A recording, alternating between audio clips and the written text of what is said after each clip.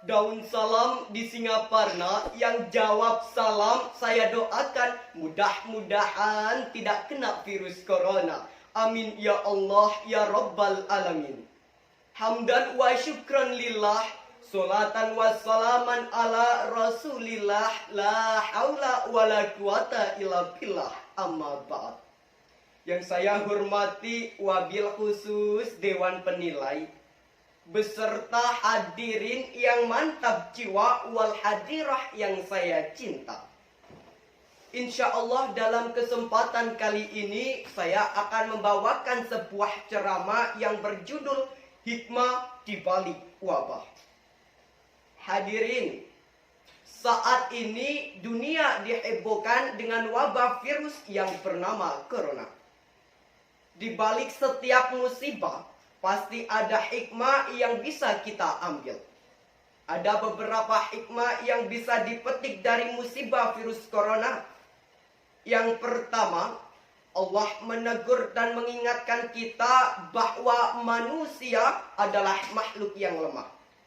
Ketika virus corona muncul dan menyebar kemana-mana, banyak orang yang tak berdaya. Mereka akhirnya terinfeksi dan banyak pula yang kehilangan nyawa. Manusia bukanlah makhluk yang super kuat, tetapi Allah lah zat yang maha kuat. Kita tidak berdaya ketika Allah menurunkan penyakit yang bernama COVID-19. Maka berserah dirilah hanya kepada Allah semata diiringi ikhtiar dan berdoa. Kedua, musibah COVID-19 menyadarkan kepada kita akan pentingnya menjaga kesehatan dan kebersihan diri dan lingkungan. Islam adalah agama yang sangat memperhatikan soal kebersihan, baik jasmani maupun rohani. Allah Subhanahu wa Ta'ala telah berfirman dalam penggalan surah Al-Baqarah ayat 222. Bismillahirrahmanirrahim. Innallaha yuhibbut tawwabin wa yuhibbul mutatahhirin. Sesungguhnya Allah Subhanahu wa Ta'ala menyukai orang-orang yang bertaubat dan orang-orang yang menyucikan diri. Menurut Quraisy Shihab dalam tafsir Al-Misbah, maksud ayat ini yaitu Allah Subhanahu wa Ta'ala menyukai hamba-hamba yang banyak bertobat dan bersuci dari segala kotoran dan kekejian. Dari Abu Malik Al-Ash'ari melaporkan Rasulullah Shallallahu Alaihi Wasallam mengatakan, kebersihan adalah sebagian daripada iman. Anjuran untuk selalu mencuci tangan dengan sabun atau hand sanitizer di tengah merebaknya wabah virus corona sejalan dengan ajaran Islam tentang memelihara kebersihan dan memelihara kesucian.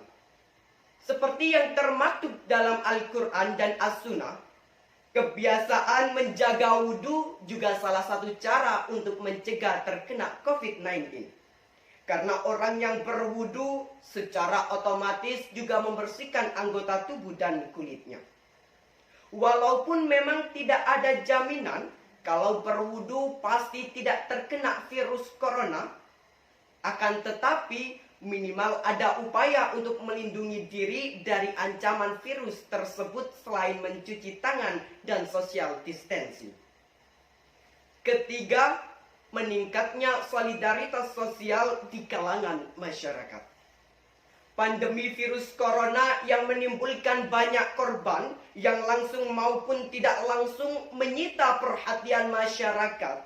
Warga masyarakat pun bersimpati dan bahu-membahu membantu mereka yang terkena virus corona. Sebagian warga membagikan masker dan hand sanitizer kepada warga yang kurang mampu.